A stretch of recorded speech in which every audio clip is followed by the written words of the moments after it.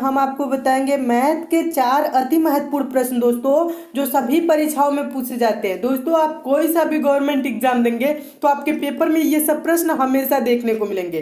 दोस्तों जो प्रश्न हमेशा परीक्षाओं में पूछे जाते हैं, रिपीट करते हैं, सेट पैटर्न के प्रश्न होते हैं, उन प्रश्नों को दोस्तों इस वीडियो में शामिल किया हूँ। और दोस्तों इन प्रश्नों को सॉल्व करने के लिए मैं आपको बहुत ही आसान ट्रिक भी बताऊंगा, जिसकी सहायता से दोस्तों आप इन प्रश्नों को बिना पेन उठाए सॉल्व करेंगे मात्र कुछ ही सेकंड में। तो आइए दोस्तों देखते हैं मैथ के 4 अति महत्वपूर्ण प्रश्न जो हमेशा परीक्षाओं में पूछे जाते हैं। देखिएगा दोस्तों, पहला प्रश्न है, इंपॉर्टेंट प्रश्न है और हमेशा इस टाइप के प्रश्न परीक्षाओं में देखने को मिलते हैं। तो आप इस प्रश्न को कैसे सॉल्व करेंगे देखिएगा, बहुत ही आसान तरीके से समझा रहा हूँ, बेसिक तरीके से समझा रहा हूँ और आसान क्वेश्चन भी है, बार बार पूछा भी जाता है। देखिएगा प्रश्न है, 15 आदमी 9 दिनों में 540 रुपए कमाते हैं तो कितने दिनों में 18 आदमी 360 रुपए कमाएंगे। तो प्रश्न आप समझ गए, प्रश्न क्या कह रहा है दोस्तों, 15 लोग हैं, ठीक है, यानी कि 15 आदमी हैं, 9 दिनों में 540 रुपए कमाते हैं। तो पूछ रहा है दोस्तों तो कितने दिनों में 18 आदमी 360 रुपए कमाएंगे। दोस्तों जब कभी भी इस टाइप का प्रश्न है तो आपको सॉल्व कैसे किया जाता है, M1D1 बराबर M2D2, ये वाला तो फार्मूला आपको बताया होगा जब काम हो समय आपको जब पढ़ा रहे थे तो, ठीक है। तो उसी के आधार पे इसे भी सॉल्व करेंगे। समझिएगा 15 आदमी 9 दिनों में कितने रुपए, 540 रुपए। तो इसको लिखते कैसे, बस लिखने का तरीका समझ जाएंगे तो प्रश्न भी सॉल्व कर लेंगे, ठीक है। 15 आदमी यानी कि 15 गुणे 9, कितने दिनों में, 9 गुणों में, यानी कि 9 दिनों में कितने रुपए कमाते हैं, 540 रुपए। तो 540 रुपए को हम कहाँ लिखते हैं दोस्तों, नीचे लिखते हैं। जो मजदूरी होता है ना या रुपए जितने कमाते हैं उसको हम कहाँ रखते हैं, उसको हम नीचे लिखते हैं। फिर बराबर क्या कह रहा है दोस्तों, तो कितने दिनों में 18 आदमी 360 रुपए कमाएंगे। तो मान लेंगे दोस्तों 18 आदमी x दिनों में कितने रुपए कमाएंगे दोस्तों, 360 रुपए कमाएंगे। बटा में क्या लिखेंगे, 360 रुपए। ये जो रुपए कमाने वाली बात होती है ना, इसको कहाँ लिखते हैं, इसको नीचे लिखते हैं। समझिएगा बेसिक से एकदम अच्छे से, ठीक है। अब क्या करेंगे दोस्तों, बस इसी को कटा लेंगे, तुरंत आपका आंसर आ जाएगा। बस इसको क्या करना है, छोटा करना है। देखिए छोटा कैसे करना है, ये जीरो से आपका ये वाला जीरो कैंसिल हो जाएगा। फिर उसके बाद कैसे कैंसिल करेंगे, देखिए दोस्तों ये हो जाएगा 18 दूना का 36 और ये 18 से ही कट जाएगा, 18 तिया 54। और फिर ये 3 से क्या हो जाएगा दोस्तों, 3 गुणे 3 यानी कि 3 3 का 9 हो जाएगा। ये 2 से कट जाएगा, ये 2 से कितने बार में चला जाएगा, ये 2 9 18 हो जाएगा। फिर ये 3 से 9 कितने बार में, 3 3 का 9 हो जाएगा। और फिर इसी 3 से दोस्तों ये 15 कैंसिल हो जाएगा, 3 5 15। तो इधर x बचा, इधर बराबर के क्या बचा, 5 बचा। तो x बराबर क्या आ गया दोस्तों, 5 दिन, ठीक है। तो 5 दिनों में दोस्तों ये क्या होगा, 18 आदमी 360 रुपए कमाएंगे। तो 5 दिन आपको किस ऑप्शन में दिख रहा है, तो ऑप्शन नंबर डी में दिख रहा है। आपका ऑप्शन नंबर डी क्या हो जाएगा, सही हो जाएगा। मैं उम्मीद करता हूं दोस्तों आप इस प्रश्न को अच्छे से समझ गए होंगे और इस टाइप के प्रश्न परीक्षा में पूछे जाएंगे तो आप अच्छे से सॉल्व कर लेंगे। बस यही आपको ध्यान रखना है, जो ये रुपए कमाते हैं इसको कहाँ रखना होता है दोस्तों, नीचे रखना होता है, ठीक है। जो रुपए कमाते हैं उसको हमें कहाँ रखेंगे, बट्टे के नीचे रखेंगे। उसके बाद आपका प्रश्न का आंसर मिल जाएगा, ठीक है दोस्तों। नेक्स्ट क्वेश्चन देखिएगा दोस्तों, अगला प्रश्न बहुत ही इंपॉर्टेंट है और हमेशा प्रश्न ये पूछा जाता है। तो दोस्तों इसके लिए no paper no pen, direct answer इसके लिए बताऊंगा। आपको पेन पेपर की जरूरत नहीं है, ना एक्स मानने की जरूरत नहीं, ना कुछ नहीं मानने की जरूरत नहीं है। इसके लिए आपको तुरंत डायरेक्ट आंसर कैसे देना है मैं आपको बता रहा हूँ। क्या कह रहा है देखिएगा, प्रश्न है दोस्तों, सलीम की आयु 10 वर्ष है, उनके दादा की आयु मतलब क्या, एज, उम्र, ठीक है, 62 वर्ष है। कितने वर्ष के बाद उनके दादा की आयु सलीम की आयु से 5 गुना होगी, ठीक है। तो इसको दोस्तों आप पहले कैसे सॉल्व करते थे, एक्स मान के सॉल्व करते होंगे, ठीक है। लेकिन इसमें आपको एक्स मान के सॉल्व नहीं करना है। मेथड का क्या नाम है, गो थ्रू ऑप्शन, ठीक है। हम इसको सॉल्व करेंगे ऑप्शन से, कुछ ही सेकंड में इसका आंसर मिल जाएगा। देखिएगा समझाने में आपको थोड़ा सा टाइम लगेगा, लेकिन जब दोस्तों आप समझ जाएंगे इस प्रश्न को, जब परीक्षा में आप देखेंगे तो इसको तुरंत आप आंसर दे देंगे बिना पेन उठाए। देखिएगा प्रश्न समझ लीजिए, सलीम की आयु 10 वर्ष है, उनके दादा की आयु क्या है, 62 वर्ष है। यह चीज तो क्लियर हो गई। अब पूछ रहे कितने वर्ष के बाद उनके दादा की आयु सलीम की आयु से 5 गुना होगी, कह रहे ना। तो मान लेंगे दोस्तों ऑप्शन नंबर पहला, 6 वर्ष बाद मान लेंगे कि 5 गुना होगी। तो 6 वर्ष मान रहे हैं तो सलीम की आयु 10 वर्ष है, तो 6 वर्ष बाद क्या हो जाएगी दोस्तों, ये 16 हो जाएगा। और इनके दादा की आयु 62 वर्ष है, 6 वर्ष बाद क्या हो जाएगा, 62 में 6 जोड़ देंगे तो क्या हो जाएगा, 68 हो जाएगा। तो क्या ये 16 का 5 गुना है 68? नहीं, 5 गुना तो 16 बच्चे 80 होता है, ये 68 है। तो इसलिए ये क्या होगा, ऑप्शन नंबर पहला क्या हो जाएगा दोस्तों, गलत हो जाएगा। ठीक है, अब ये जब गलत हो गया तब क्या करेंगे, दूसरा देखेंगे। मान लेंगे कि 5 वर्ष बाद क्या होगी, 5 गुना हो जाएगा। 5 ही गुना ना पूछ रहा है, तो मान लेंगे 5 वर्ष बाद। तो 5 वर्ष बाद सलीम की आयु क्या हो जाएगी, 10 वर्ष जब है तो 5 वर्ष बाद क्या हो जाएगा दोस्तों, 15 वर्ष हो जाएगा। और दादा की आयु 62 वर्ष है तो 5 वर्ष बाद क्या हो जाएगा, 62 5 67 हो जाएगा, ये 67 हो जाएगा। अब 15 का 5 गुना है 65, 15 25 75 होता है, लेकिन यहाँ क्या है दोस्तों 65 है, तो इसलिए ये भी 5 गुना नहीं हो रहा है।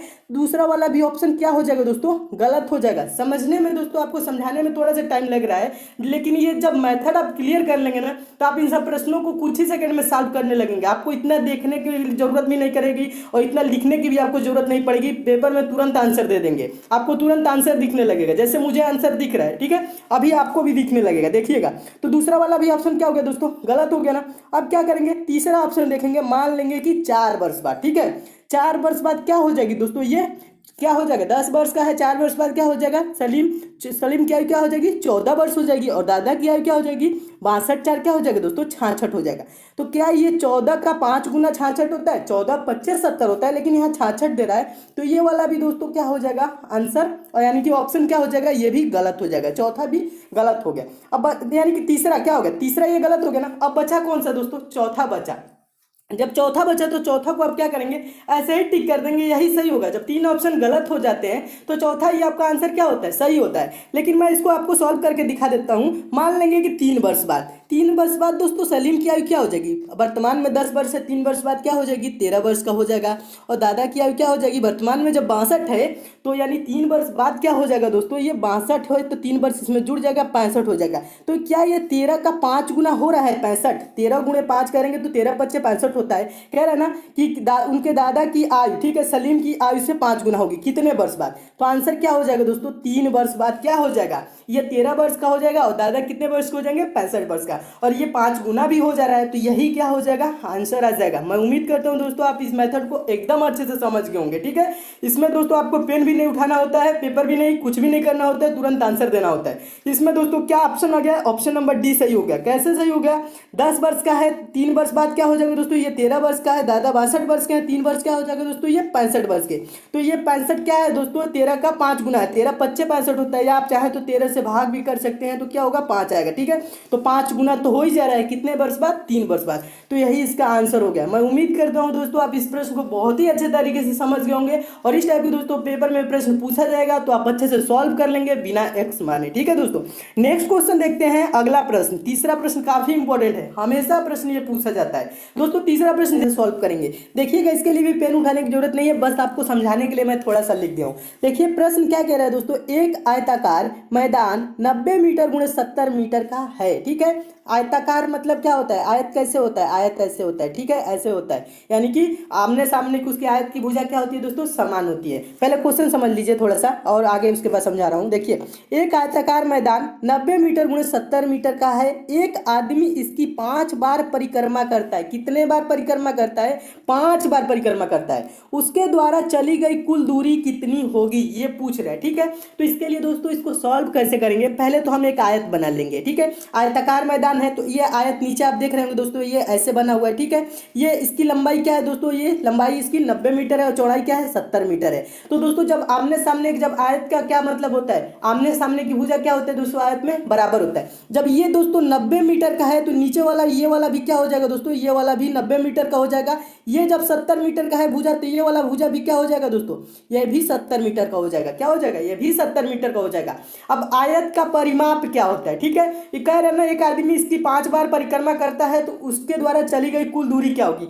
तो जितना दोस्तों उसका परिमाप होगा उतने दूरी चलेगा ये। तो परिमाप क्या होता है दोस्तों, परिमाप होता है कुल भुजाओं का योग। कुल भुजाओं का योग कहने का मतलब है, ये 90 मीटर, ये 70 मीटर, फिर ये 90 मीटर, ये 70 मीटर, सबको हम जोड़ देंगे यही होगा जाएगा परिमाप, इसके परिमाप पे ही चलेगा। ठीक है, एक आदमी इसकी 5 बार परिक्रमा करते हैं यानी कि इसके परिमाप पे चला है। ठीक है, तो टोटल परिमाप यानी कि कुल परिमाप क्या हो जाएगी, कुल भुजाओं का योग होता है। आसान भाषा में समझिएगा। ठीक है, तो इसको हम क्या करेंगे 90 प्लस ये 90 प्लस 70 और यहाँ पे दोस्तों क्या हो जाएगा, ये वाला भी 90 हो जाएगा और ये वाला भी 70, तो ये भी 90 प्लस 70, ये सबको जोड़ लेंगे। ठीक है, परिमाप को जोड़ लेंगे तो परिमाप इसका क्या हो जाएगा दोस्तों, इसकी कुल भुजाओं को जब जोड़ लेंगे तो वही परिमाप हो जाएगा। तो 90 70 160, 90 70 160 यानी कि 16 16 32 320, ये क्या हो जाएगा, कुल परिमाप इसका क्या हो जाएगा, इसका परिमाप क्या हो जाएगा 320 मीटर हो जाएगा।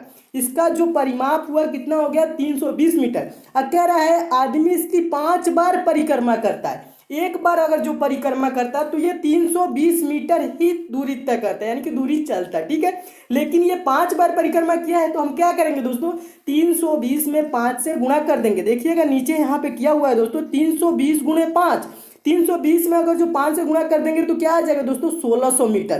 तो उसके द्वारा चली गई कुल कितनी दूरी होगी दोस्तों 1600 मीटर। 1600 मीटर किस ऑप्शन में है, ऑप्शन नंबर सी में है। आपका ऑप्शन नंबर सी क्या हो जाएगा दोस्तों, सही हो जाएगा। मैं उम्मीद करता हूं दोस्तों आप इस प्रश्न को बहुत ही अच्छे तरीके से समझ गए होंगे। इस टाइप के प्रश्न पेपर में पूछा जाएगा तो आप अच्छे से सॉल्व कर लेंगे।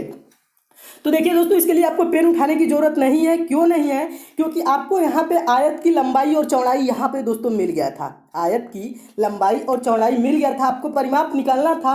तो यह लंबाई चौड़ाई का क्या कर देंगे 2 गुना कर देंगे तो यही आ जाता है परिमाप। और 2 गुना जब कर दिए तो क्या आ गया दोस्तों, ये आ गया 320 मीटर और 320 का दोस्तों 5 से गुणा कर देंगे तो आ जाएगा 1600 मीटर। यही क्या हो जाएगा दोस्तों, आंसर हो जाएगा। परिमाप भी समझ गए होंगे क्या होता है, कुल भुजाओं का योग, यानी कि ये 90 है, ये 70 है, फिर ये 90 ये 70, सबको हम जोड़ लेंगे यही हो जाता है परिमाप। और परिमापे पे ही अगर जो ये आदमी व्यक्ति चला है और कितने बार परिक्रमा किया है, 5 बार परिक्रमा किया है, तो परिमाप गुणे 5 कर देंगे यानी कि 320 गुणे 5 कर दिए तो आंसर आ गया 1600 मीटर, जो कि ऑप्शन नंबर सी में है। आपका ऑप्शन नंबर सी दोस्तों क्या हो गया, सही हो गया। मैं उम्मीद करता हूं दोस्तों इस प्रश्न को बहुत ही अच्छे तरीके से आप समझ होंगे।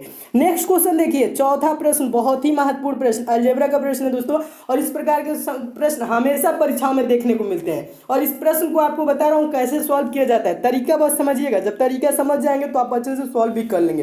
देखिए चौथा प्रश्न क्या कह रहा है, यदि a बराबर 16 तथा b बराबर क्या कह रहा है 5 तथा b बराबर 5 हो तो ठीक है तो a square plus B square plus A B बटा A Q minus B Q का मान बराबर है, इसका मान निकलना है। तो दोस्तों जब कभी भी इस टाइप के प्रश्न आए तो आप ये नहीं सोचेंगे कि a बराबर 16 दिया है तो हम a का यहाँ पे 16 का स्क्वायर कर लेंगे, ये b बराबर 5 है तो यहाँ हम क्या कर लेंगे b के यानी कि 5 का स्क्वायर करेंगे, फिर 16 गुणे 5 करेंगे, फिर उसके बाद यहाँ 16 का क्यू करेंगे, फिर माइनस इसका यानी 5 का क्यू करेंगे। इतना सब नहीं करना है, ठीक है। इस टाइप के प्रश्न है ये फार्मूला बेस्ड प्रश्न होते हैं, इसमें बस आपको फार्मूला रखना होता है। किसका फार्मूला रखेंगे तुरंत आंसर मिल जाएगा, A Q minus B Q का फार्मूला रखेंगे। A Q minus B Q का फार्मूला क्या होता है, पहले ब्रैकेट में ए माइनस बी, दूसरे ब्रैकेट में A square plus B square plus A B. देखिएगा यहाँ पे समझाया हूँ फार्मूला, देखिए फार्मूला इसका देखिए, ऊपर वाला तो यही रहेगा A square plus B square plus A B, यहाँ पे जैसे का तैसे यहाँ पे लिखा है ना लिख देंगे। फिर A Q minus B Q है ना, तो A Q minus B Q का फार्मूला क्या होता है, पहले ब्रैकेट में ए माइनस बी, दूसरे ब्रैकेट में A square plus B square plus A B होता है A Q minus B Q का फार्मूला। बस इसी फार्मूला को रखेंगे और आपको तुरंत आंसर दिखने लगेगा। कैसे दिखेगा, हम क्या किए हैं दोस्तों, इसकी जगह पे ये चीज लिख दिए, आप तो समझ गए होंगे ये चीजें। अब क्या करेंगे दोस्तों, A square plus B square plus A B है ना नीचे, ये ऊपर भी आपको दिख रहा है, ये क्या हो जाएगा, दोनों ऊपर नीचे ये कैंसिल हो जाएंगे, ठीक है। ये सेम है तो ये क्या हो जाएगा, कैंसिल हो जाएगा। अब बचेगा क्या दोस्तों, यहाँ पे ऊपर बच क्या गया, एक बार में कैंसिल हुआ, 1 बटा ए माइनस बी, 1 बटा ए माइनस बी, यही चीज तो बचा है ना, यही चीज बचा है। तो ए की जगह क्या है, ए की जगह 16 है, बी की जगह क्या है 5 है, तो 1 बटा 16 माइनस 5, 16 में से 5 घटाएंगे क्या हो जाएगा 11 हो जाएगा। तो इसका वैल्यू क्या हो जाएगा दोस्तों, इसका वैल्यू क्या हो जाएगा 1 बटा 11 यानी कि 1 बटा 11 के बराबर है। तो ऑप्शन नंबर कौन सा सही हो जाएगा, ऑप्शन नंबर बी सही हो जाएगा। मैं उम्मीद करता हूं दोस्तों आप इस प्रश्न को बहुत ही अच्छे तरीके से समझ रहे होंगे। समझिएगा, एक बार और समझा रहा हूं, इस टाइप के प्रश्न आए तो आपको कुछ नहीं करना होता है, फार्मूला रखना होता है। किसका, ए क्यू माइनस बी क्यू का, ए क्यू माइनस बी क्यू का ये फार्मूला रहा और इससे क्या हो जा रहा है दोस्तों, A square plus B square plus A B से A square plus square, A square plus B square plus A B, ये कैंसिल हो गया तो बचा का 1 बटा ए माइनस बी, 1 बटा ए माइनस बी बचा। ए की जगह क्या है दोस्तों 16 है, बी की जगह 5 है। अब वैल्यू रखेंगे, जब छोटा हो जाता है तभी वैल्यू रखते हैं, ये नहीं कि आप डायरेक्ट वैल्यू रख देंगे तो बहुत बड़ा क्वेश्चन हो जाएगा, सॉल्व करने में आपको प्रॉब्लम होने लगेगी। आंसर तो आएगा लेकिन टाइम लगेगा, आपको टाइम ही तो बचाना है, ठीक है। तो ये 1/a-b हो गया। तो a-b की मतलब 16 में से 5 जाएगा 11 हो जाएगा, तो 1/11। तो ये किसके बराबर है? 1/11 के बराबर है, जो कि ऑप्शन नंबर बी में दिया है। आपका ऑप्शन नंबर बी दोस्तों क्या हो गया? सही हो गया। मैं उम्मीद करता हूं दोस्तों आप इस प्रश्न को एकदम अच्छे से समझ गए दोस्तों।